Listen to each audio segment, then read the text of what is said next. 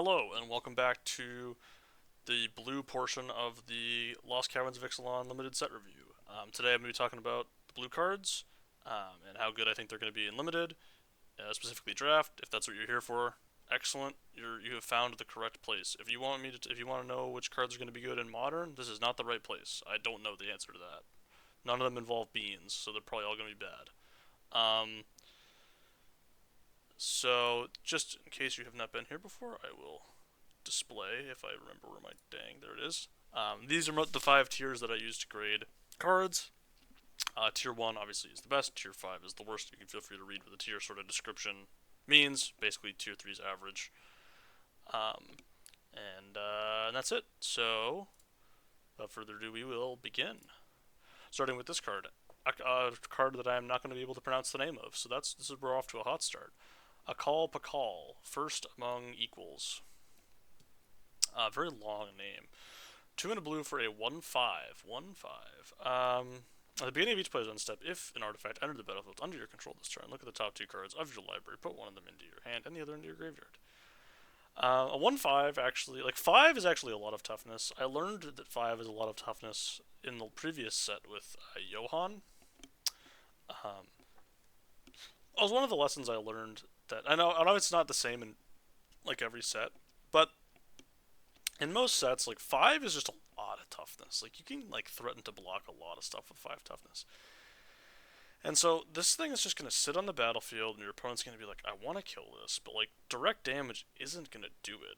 Obviously, you don't really want to block because tricks and whatnot. So this gets bluffed a lot. Your opponent's gonna bluff attack with their 2/3 into this, and you're gonna be like, do I really want to block with a 2/3? It's because +2 doesn't get me, but +3 does. A braid gets me, so it's I don't know. It's an interesting spot to think about whether you're supposed to block with a 3/2 versus a 2/3 attacking into this. Actually, is a very interesting dynamic because I think you're probably supposed to block the 2/3 and you're probably not supposed to block the 3/2, just because of stuff like how different it is between 2 and 3 damage. It also depends on what you're playing against. All of that gameplay stuff aside, how good is this card? Well, there's a ton of artifacts in this set. And if you ever draw a single card off of this, it's really good. So I've rated it somewhat highly. This could just be copium, honestly. Genuinely, this could just be complete garbage, and I'm just overrating it because it has the rarity symbol, which of course is impossible to read, so you'll never be able to know what the rarity symbol actually says. Yeah, I mean, I don't know. It seems solid to me, so nice little value engine. Ancestral Reminiscence, 3 and a blue for sorcery, draw 3 cards, discard a card. This card is Sift. Sift is usually good, but I don't know. I'm need to, again, sorcery speed, draw, not a good combination. Just pure card draw generally not very good. Yes, discarding a card is kind of good in this set. There's some upside with craft and stuff, where it's I can put this stuff in my graveyard and then craft it. Yes, this is true. It descends, all that stuff. I'm just not. I'm not about it. I'm genuinely just. I simply am just not about it. Brackish Blunder. 1 and a blue for an instant. Return target creature to its owner's hand. If it was tapped, create a map token. So, this is one of those cards that when you see it, you're like, this looks like they had to add some text on this card because it was too good when they didn't have the text on it. You know what I mean? Because you would never, in blue, design a card that's well, the creature had to be tapped, and then you get the map token. That just doesn't really make any sense. You would never, no human being would intuitively design a card that way. So what probably happened is, they were like, oh, alright, return a creature to its owner's hand, you make a map token. That was too busted, so they made it have to be tapped. So what that says to me is hey, if you're on the defensive, and your opponent's attacking into you a lot, this card is kind of busted. And you really want it. If that's not the case, it's probably kind of not great, and you probably don't really want it that much. So, that's kind of my view on it. These type of cards tend to actually perform pretty well. The 1-mana versions are usually a lot better though, so the 2-mana versions do scare me, but again, if you're making a map token consistently, technically you can return your own stuff. I don't think making a map token is worth that, but yeah, in some scenarios your opponent uses a removal spell on your thing while it's attacking, and then you get to bounce it back to your hand. So that's going to come up a couple of times probably, but not super often. Braided Net. 2 and a blue for an artifact. It comes into play with 3 net counters on it. You can tap and remove a net counter from the net. Tap another target non-permanent. Its activated abilities can't be activated for as long as it remains tapped. And you can craft an artifact for 1 in the blue to make the backside of it, which is an artifact with the ability 3 in a blue, tap, draw a card for each artifact you control, then put this onto its owner's library third from the top. This card looks horrifically bad to me. We just saw, yes, I understand that this is free tapping, and then eventually you get to craft something. But man, 3 mana, like, so little board impact, and then you flip it over and you gotta pay 4 mana to craft. Like, you pay 4, you gotta have to pay a craft cost, and then you have to pay 4 more mana to draw a card, and then you're actually forcing yourself to draw this card again, which is, like, probably bad. That's, like, probably not something you want. So, like, I don't know, man. This card seems horrible to me. The crown, like, is this better or worse than Hilda's Crown of Winter? I think it's worse. Like, I don't know. Yes, it hits, like, non-land permanents, but who cares? I guess the funny thing about this is it hits planeswalkers, so you can tap on your opponent's upkeep and hit a planeswalker and turn it off. Real interactions that I'm certainly going to be having, because I'm going to ever put this card in my deck. Chart a Course. 1 and a blue for sorcery, draw 2 cards, then discard a card unless you attack this turn. I love this card. It fits really well in this set. Good reprint. That's all I have to say. It's a solid card. It's basically a 2 mana draw 2. And when it's not, it's putting a card in your graveyard, which will descend, and all the things. All the fun things. Does so many things like it. Cogwork Wrestler. 1 mana for a 1/2 flash. When it enters the battlefield, target creature an opponent controls gets -2/-0 until end of turn. Really like this card. It's a 1-drop that does a lot of work. Can be used to craft later. Just having flash is just so nice. Gives you stuff to do on your opponent's turn, which is always good in blue. Just seems super solid to me. Just seems like a super reasonable 1-drop that you're going to want to play. And you're going to be happy to have in your deck, especially because it's an artifact. Shout out Gnome Tribal. Confounding Riddle. 2 and a blue for an instant. Choose 1. Look at the top 4 cards of your library. Put 1 of them into your hand and the other rest into your graveyard. Or, you can counter target spell unless its controller pays 4. Very good. Very good card. Very good cube card as well. The best part about this card is that you can choose to put the cards into those cards are going into your graveyard when you don't take them, which is very nice because it turns on a bunch of things, which is like basically like ideally you're going to want to be casting mode 1 for this, but if you have to counter, if your opponent plays something busted, you can counter it. So that's a nice little, that's nice option to be able to have on turn 3. Just really solid. Seems really good to me. Putting it in tier 1, which may seem a bit high, but just it's so flexible. Like, there's never a situation in the game that you like don't want this unless you're like super behind, which does happen sometimes. But like even then, like you could have stuff that like it gets turned on by like descending when you're behind. Like there's just ways that this just does so much for you. Council of Echoes. 4 blue for a 4/4 flying with descend 4.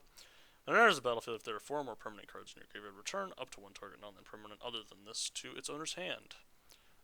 Cowardice. It's cowardice that I guess honestly, well, I believe that you can't bounce your opponent's Council of Echoes either, which is kind of funny. So if they play a Council of Echoes, you can't Council of Echoes their Council of Echoes, which is a nice little like funny little joke. I don't know, whatever. Who cares? I've put this in the tier 3, which is basically like saying that I don't really know what to do with it. Because it's tier 3 tends to be the cowardice tier, where I don't actually give like a take on the card. I just kind of like talk about it. But yeah, I'm not really a big fan of like conditional bounce. But like the thing is, like, if this card just said 4 mana, like 6 mana 4/4 flyer, bounce a creature, it would probably be a tier 2 card. So if it says that in your deck, it's probably really good. I just don't think that every deck is going to say that. It's going to say 80% of the time bounce a creature, which is not the same as 100% of the time, and I think is enough inconsistency for it to be dropped a little bit. Deeproot Pilgrimage. 1 and a blue for an enchantment. When 1 or more non-token merfolk you control become tapped, create a 1/1 blue merfolk creature token with hexproof. So, like, I was thinking about this, and I'm just kind of like, I don't know. I'm sure, like, this is like a build around card. Like, I've put it in tier 4, which again, it's kind of hard to grade. If you have, like, 10 merfolk, this could be okay. Um, Otherwise, I don't see it. Otherwise, I just don't. I mean, yeah, it makes the tokens with hexproof, which is cool. It's nice. I don't know. It's a nice little thing, but it doesn't do anything by itself. Again, you're gonna probably lose to this card because your opponent goes like sicko curve of like one drop merfolk into this, and then you just lose. But that's not gonna happen that often because there just aren't that many merfolk in the set. I actually don't know if there's one drop. I think there is, but I could forget if that thing's types are merfolk or not. Diet Diet deck. Did that? Okay, you know what? We're giving up. Echo. The echo. It's an echo. This is an echo. 4 and a blue for a 3/2. When it enters the battlefield, draw a card. Descend forward has flying as long as there are 4 more permanent types in your graveyard. I think this is a solid card. The issue with this is that it's 5 mana, and you cannot play that many cards with 5 mana. Yes, it says draw a card on it. Yes, it probably flies, but like, if it just was always flying, would it be that good? Not really. Like we're getting like the cutoff between 4 and 5 mana really is the cutoff between like, hey, you can play this thing that draws you cards and like doesn't actually have that much stats to like you kind of can't do that anymore when you get to 5 mana. And this kind of doesn't really have that many stats, but it probably does have flying a lot, and flying's good and limited, but it's not that good and limited. So I don't know. I could see this moving down. It is a 5 drop. It is a slow card, but seems okay. Eaten by Piranhas. 1 and a blue for an enchantment with flash. Enchant creature. Enchanted creature loses all abilities and is a black skeleton creature token with base power and toughness 1/1.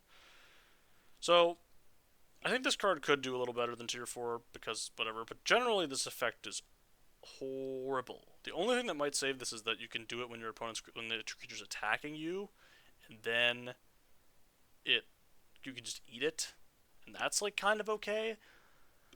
So I probably should move it up a tier, but I don't know. The problem is like, what if they don't want to attack you? Like, yes, it loses its abilities, but again, destroy target creature, give your opponent a 1/1 is just, it's not a recipe for success. Again, sometimes you don't give them the 1/1, sometimes you just block, but if they have, what if they have like a combat trick and they still just get to like trade with your stuff, and it's like, oh, well, this wasn't actually all that great. I don't know. I'm starting low, I'll move up if I need to. This type of effect tends to be pretty bad. If it surprises me, I'll play it. You know, I don't have reservations about being like, oh, this type of effect is always bad, so I'll never play it. No, if the card's good, I'll put it in my deck, but I'm not starting there. Frilled Cave Worm. 3 and a blue for a 2/5. It gets +2/+0 as long as there are 4 more permanent cards in your graveyard. I just can't, like, it's just stats. Cards that are just stats these days aren't. It doesn't even have types. Like, it's not like a Merfolk. It's not like a dinosaur. It really should just be a dinosaur. I don't like. I understand that those are like red and green types, but like I don't know. Just give it any type that mattered at all. Like I don't know. I just don't really get this card. It might be more playable than I'm giving it credit for. To be honest, like a 4 mana 4/5 isn't even that good. Like it genuinely isn't even that good. It's okay, but it's not even that good. Hermetic Nautilus. 1 and a blue for a 1/4 vigilance, and you can pay 1 and a blue to give it +3/-3 until end of turn. Really interesting card. Really like this card. It's nice because the thing about this card is you can like attack with it on 3, and your opponent kind of like is probably just gonna block because they're gonna be like, oh well, I'm pretty happy to trade off for this thing.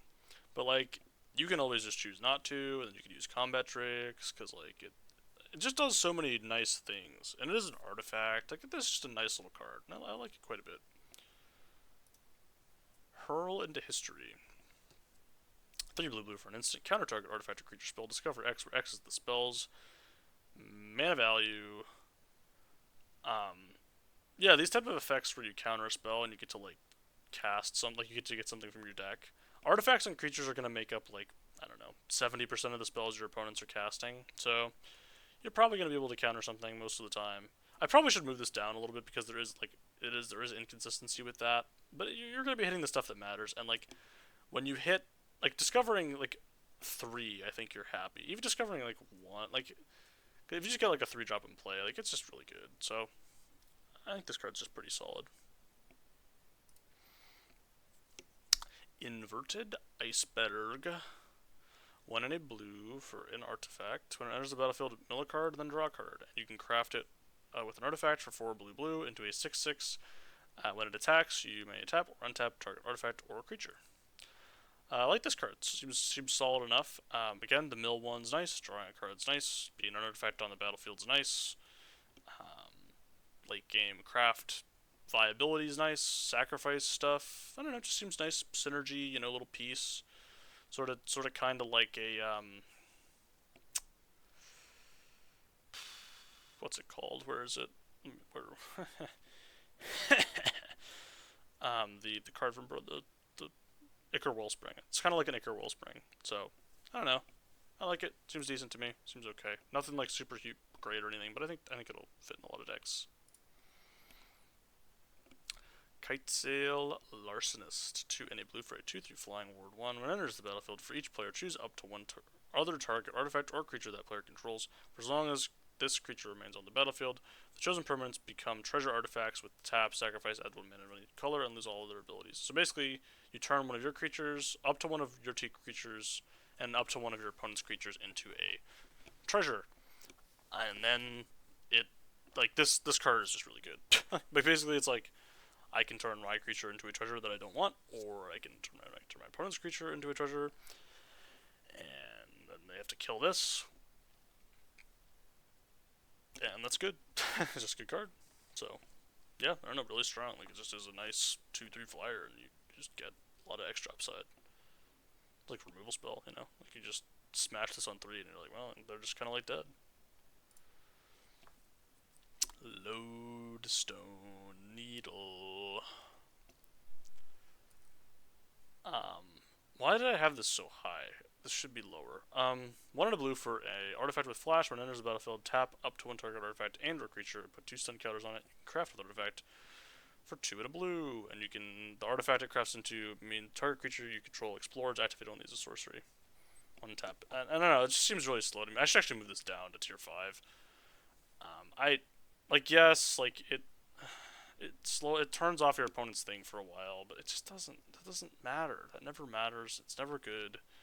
These other effects are just literally never good. I don't see why this one's going to be better. Tier 4 is probably fine, but like tier 5 is probably more apt for this card. Malcolm, Alluring Scoundrel. 1 in a blue for a 2/1 flash flying.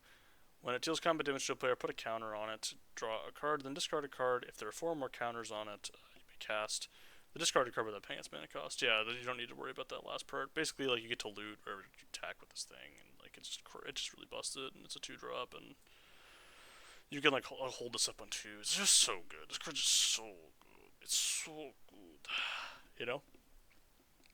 And that's the thing about it. It's very good. Marauding Brinefang. 5 blue blue for a 6/7 ward 3 island cycling 2. Again, another island cycler. This one seems kind of better to me than some of them. It is 7 mana, but like, I don't know. Maybe this is actually worse. This is like worse than Tidal Terror for sure. In like March of the Machine. So yeah, I probably should bump this down to tier 4. I don't really buy these cyclers just generally. This one actually, no, this is moving. This is moving down to tier 4. I'll move it down to tier 4 after after I finish recording this. But like, this just I really don't see it. I just don't see it getting there. Genuinely, truly, and honestly. It's just a large dude that just like sits there and doesn't do anything. Merfolk Cave Diver, 3 mana 2/4. When a creature you control explores, it gets +1/+0 and can't be blocked. I just don't like 3 mana 2/4 is just bad, man. It's like really bad. And like, yes, when the creature explores is great, and like, yes, you can make this explore sometimes, and then like it does stuff and whatever. And yeah, like kind of blocks okay. I really just don't see it, man. I truly just am not seeing it. So, and I hope it gets there, but it's not for me, man. Oaken Siren. 1 and a blue for a 1/2 flying vigilance. You can tap it to add blue mana. Spend this mana only to cast an artifact spell or activate an ability and artifact source. This is just great. This is just a great mana rock. There's just really nothing else to say about it.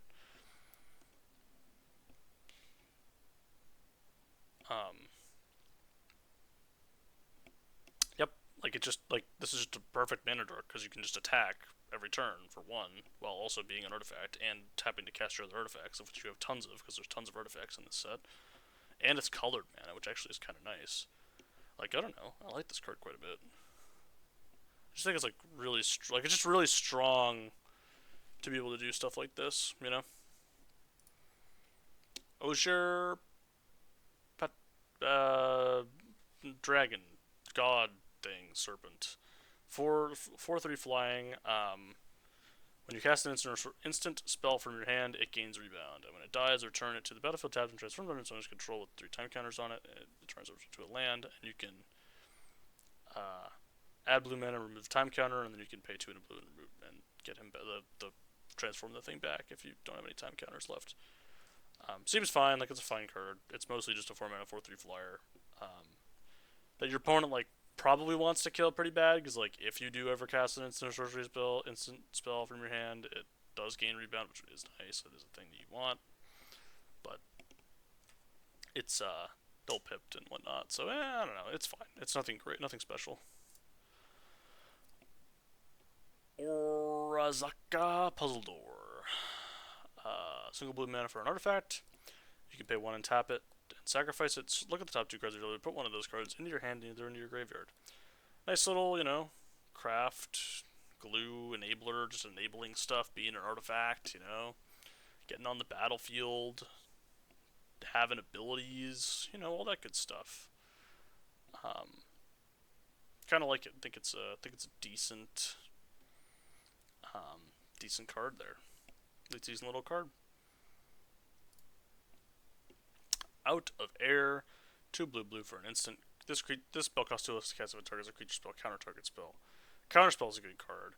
Sometimes you want a card that, it counters anything, and it's a little more expensive. It can do that.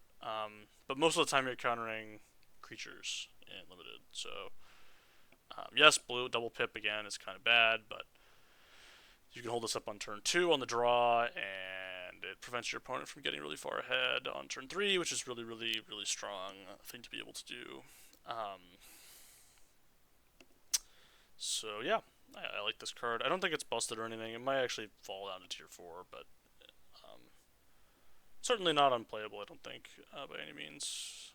Now, part of the reason I like this card is because of Ice Out, and I think that maybe I should temper my expectations because Ice Out is, I don't think this is as good as Ice Out, but we shall see. Pirate Hat, 1 and a blue for an equipment. Whenever a equipped creature gets +1/+1 and has whenever the equipped creature attacks, draw a card, then discard a card. You can equip a pirate for 1 or equip for 2. Why? Why? Why though? I'm just. There's no pressure. I just want to talk. Why are we designing this card? I don't understand. This is just. I don't get it. I don't understand what we are doing. We're making these equipments.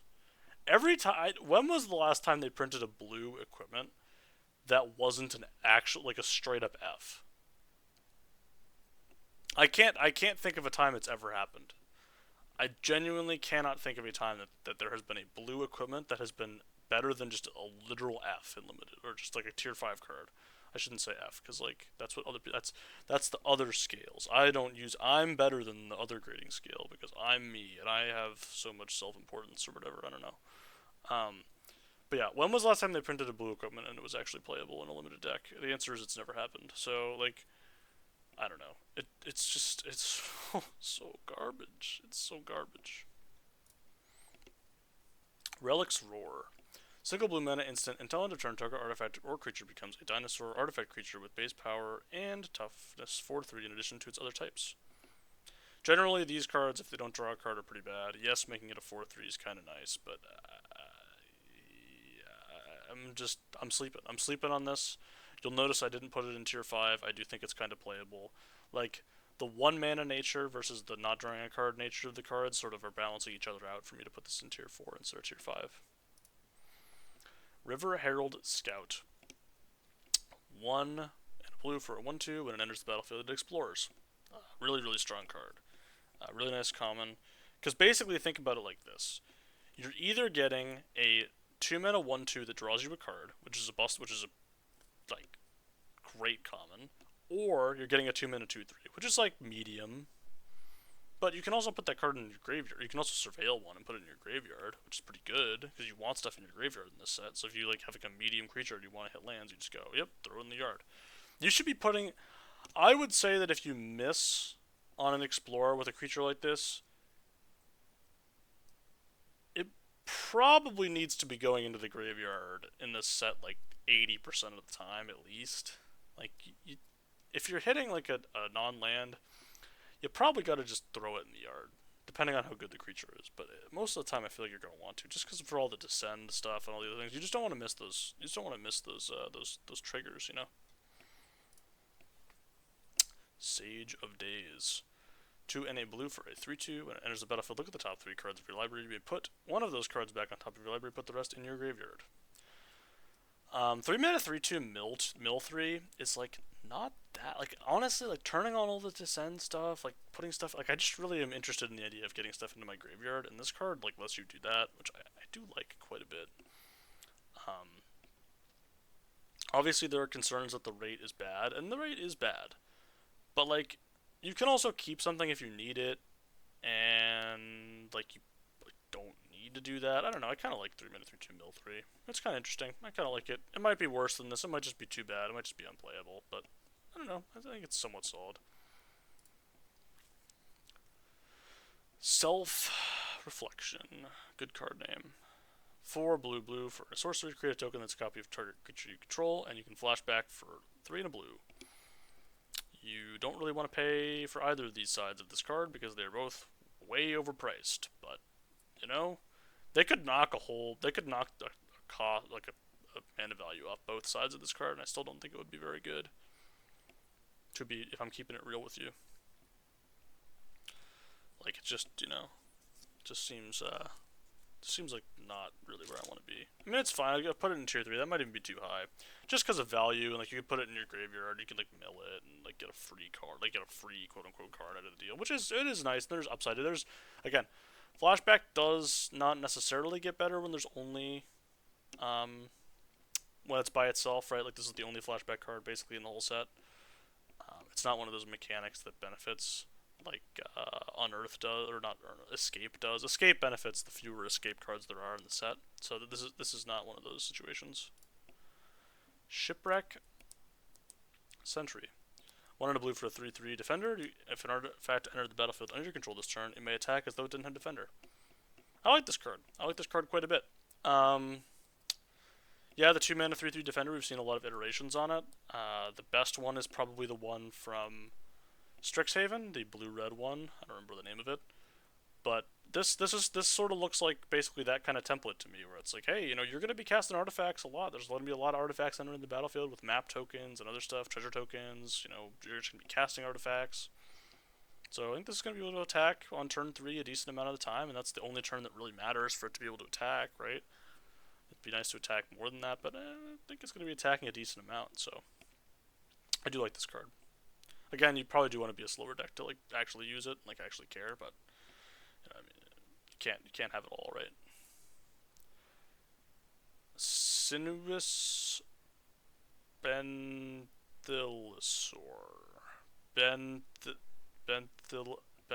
Yeah, you know what? We're just gonna go with that. It's a 4/4 for 6. When it enters the battlefield, look at the top X cards of your library, where X is the number of caves you control plus the number of caves in your graveyard. Put 2 of those cards in your hand and put the rest on the bottom of your library in a random order. I still don't believe in the caves thing until I see it. So the caves are gonna have to impress me, and then I'll be a cave believer. But until that day, I'm just off the cave stuff. Song of Stupefaction. 1 and a blue for an enchantment. Enchant creature or vehicle. When it enters the battlefield, you may mill 2 cards. Enchanted permanent gets -X/-0. X is the number of permanent cards in your graveyard. So that's fine. Again, worse than the white removal spell in every way, except for the fact that it lets you mill 2. which probably does not make up for the fact that your opponent can just sacrifice their thing and get value. And again, there is some sacrifice stuff going on in black and white, so that's two colors, not just one. There's always ways to like bounce stuff. There's just so many ways to interact with this type of card that it really is going to be very restrictive. Spyglass Siren. Single blue mana for a 1/1 flyer. When it enters the battlefield, you create a map token. I mean, really, there's not much to say about this card. It's just really solid. Like, basically every part of this card's good. It's a 1/1. I mean, pirate is a relevant type, not super relevant, but it is relevant to some cards. Not like it's. I think it's probably more relevant than Merfolk by not an enormous amount, but by a somewhat decent amount. And again, it does have flying, so like just a nice, couple of rectangles, and call it a day. Nice hard day of work. Nice top tier art as well. Good art, definitely an art good. Nice little spyglass, all that stuff. Staunch Crewmate. 1 and a blue for a 2/1. When it enters the battlefield, look at the top 4 cards of your library. You reveal an artifact or pirate card from among them and put that into your hand. Put the rest on the bottom of your library in random order. This needs to be hitting very often for it to be a good card, obviously. Like if you aren't hitting an artifact or pirate card in the top 4 of your library more than like I would say I said 80% here for it to be like truly busted. I think that's feasible. Like, I think there's a decent number of pirates, there's a decent number of artifacts in blue. You're going to be able to have this hit most of the time. You're not going to probably have much selection, but who cares? You're drawing a card on your 2 mana 2/1 in blue a lot, and that's pretty good. And sometimes you're going to miss, and that's okay. It's okay to miss. You missed with Vorak, too. It's not Vorak. This card is not Vorak. Like, be advised. But it is a good card. Would even be more busted if it put the other cards in your graveyard. That would be busted. It's not that busted though. Subterranean Schooner. 1 and a blue for a 3/1 vehicle. When it attacks, target creature that crewed it this turn explores. I think this card's really solid. So it's crew 1 too. You just play this thing on turn 2. And then on turn 3 you get to attack, and the 3-drop you played gets to explore, which means you might get to draw a card, but even if you don't, your 3-drop gets larger. And then on turn 4, like, can your opponent realistically block this? Sometimes they can, yeah. But, like, on turn 3, it's very, very unlikely they have good blocks. Yeah, they could have their 2-drop and a 3-drop to be able to block it. Even then, like, is it that bad? It's pretty bad, I guess, if they block it at that point. I should probably move this to tier 2. Tier 1's probably a bit high, probably a bit generous, but I really like this card. I also, like, I'm going to be taking it like it's tier 1 to start the format. Like, I'm going to be drafting it like it's tier 1 just because, like, I really want to try it out. It's, like, a fun, like, rare and whatnot. But it just seems really strong to just be able to just continue exploring like this. And again, a 3/4 is some meaningful size here. It's not easy to interact with, right? So, certainly not the... And again, if you're on the play, this thing's just an absolute house. Like, there's just an absolute beating. Because, like, your opponent can't ever block it on 2. And then, like, are they really good? Like, they might double block. And then it's like, well, what if I get extremely blown out because it's a 3/4? Like, if it were a 4/3, it would honestly be, like, way worse. So, I don't know. I like this card a lot. The Enigma Jewel. Soul Ring, in many ways. 1 blue mana for a legendary artifact. It enters the battlefield tapped. You may tap it to add 2 colorless mana. Spend this mana only to activate abilities. And then you can craft with 4 or more non-lands with activated abilities. 8 and a blue. And I'm not even going to bother reading the rest of the card because you're never going to be able to do that. You literally can't. And if you do it, good for you, but it does not matter. I think this card is terrible and limited. Even the front side... There will be defenders of this card. There will be individuals that will tell you that this card is playable in some decks. I will not be one of them until I literally see it with my own eyes.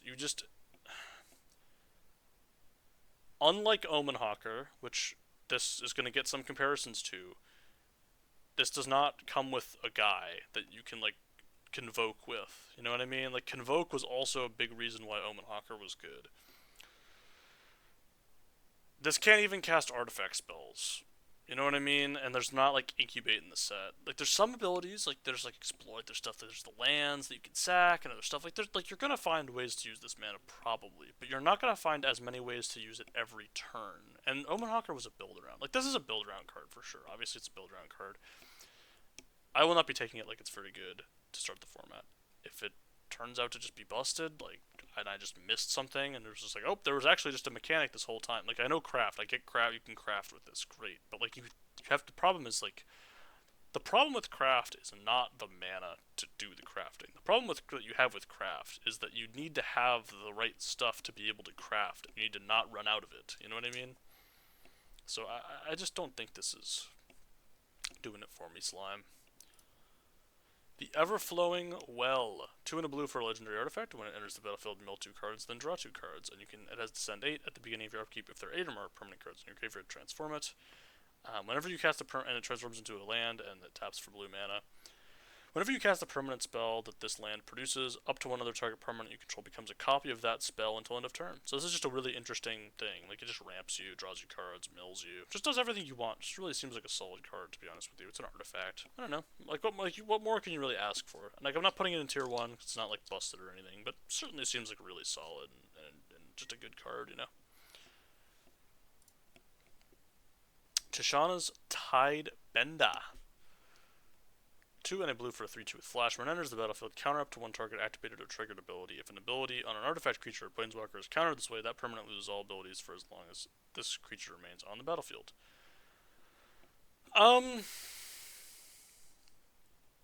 So originally I had this a little bit higher, but then I thought about the fact that it's a 3-mana 3-2 flash, and those cards are just like bad. So then I was like, wait a minute, gotta lower it down. Because like, there aren't, like, yes, craft is a thing, and if it's like very apparent that your opponent's going to be crafting like next turn, yeah, I mean this will stop that pretty good, and you'll like time walk them, and that's gonna happen. This card will do that, because your opponents, you're not really supposed to play around it because it is blue, right? Like, it is a rare, so it's not like it's gonna happen all that often. Um, so it certainly is gonna get people, and I think it's a solid card. That's why I put it in tier 3 instead of tier 4. But I also don't want to overhype it or anything. You're not always going to be able to counter an activated ability. You really just aren't. It's not going to come up as often as you think. It's going to be awkward a lot when you do. Unlucky Drop. 3 and a blue for an instant. Target artifact or creature's owner puts it on the top or bottom of their library. Nope. He just saw this misleading emotes, and it was not very good, and this is just that card. Honestly, like, I think I had misleading emotes like tier 4. That set review is lost to time because I just didn't have good audio. But this one seems, like, maybe slightly better, but I just never played it, and I'm not expecting to ever play this. Waterlogged Hulk. Single blue mana for an artifact, tap to mill a card, and you can craft with Island into a vehicle, 4/4 vehicle with Vigilance that has Descent 8. It can't be blocked as long as there are 8 or more permanent cards in your graveyard, and it is crew 1. It's a nice little interesting card, very interesting card. I don't think it's great, because spending a card to just, like, mill a bunch, like, is good, theoretically, in the set. Like, you get to have, like, your graveyard filled up, and that's really nice, but, and you are only crafting with Island instead of Artifact, which means that you can actually just, like, always do it with an Island on the battlefield, which means you don't have to remove something from the graveyard to descend, so that's kind of nice. It's kind of its own self-contained little engine. Like, basically, you play this on 1, and you just mill for, like, 5 turns, and then eventually you just are able to craft this into a thing, and then it turns on all your other stuff. I don't know. I could see in, like, a really heavy descend deck, like, wanting this type of deal. But sometimes you, like, miss on the descend. It's, like, just the worst ever. So I don't know. Waterwind Scout. 2 and a blue for a 2/2 flyer. When it enters the battlefield, create a map token. Yep, we've seen this before. Like, 3-mana 2/2 flyer, make another token is just a good card, and this is going to be a good card. It is not as good as some of the recent ones we've seen, like Dunlin Crebain, but whatever. It's still good. Wailing Pirates. This art looks like it was from, like, an older Magic set. I don't know. 3 and a blue for a 3/3. When it enters the battlefield, if you control an artifact, tap an artifact or creature an opponent controls and put a stun counter on it. Nope. No interest from me. I'm just not interested at all. It's probably somewhat serviceable. You are going to have a lot of artifacts, so it's going to be on most of the time. But I mean, like 4 mana, like if it just said like 4 mana 3/3, put a stun counter, like tap an opponent creature, put a stun counter on it, I don't think that card would be very good. It would be fine. Like it would probably be like tier 4, which is sort of where I have this. Like maybe it would be tier 3, but I don't see it, to be honest with you. I'm just really just not all that interested. And the last card, Zodiac Glyph. 2 and a blue for an enchantment. Enchant Artifact. Enchanted Artifact is a golem creature token with base power that does 5/4 in addition to its other types, and when this card is put into a graveyard from the battlefield, discover 3. Yeah, I think this is pretty solid. It does have a lot of the issues that this type of effect has, where, like, if they put a pacifism on it, you just are crying yourself to sleep, unless you could sacrifice it. Um, it, uh, but yeah, it does pay you off for like trading off with the thing. It doesn't give you the card back up front, which is kind of bad. Like I think this is probably worse than Mightstone's animation from Bro, just because Mightstone's animation gave you the card up front, and it made it into a 4/4. But this is pretty good. Its cost is 1 mana cheaper. You get one more point of power. So yeah, seems decent to me. Seems like a decent card. I'm pretty happy with it. And that's gonna do it. So thank you for joining me on this journey of looking at the blue cards. Hopefully there was some enlightenment to be gained. And if there was, you gained some enlightenment, I'm looking forward to seeing you next time. Bye.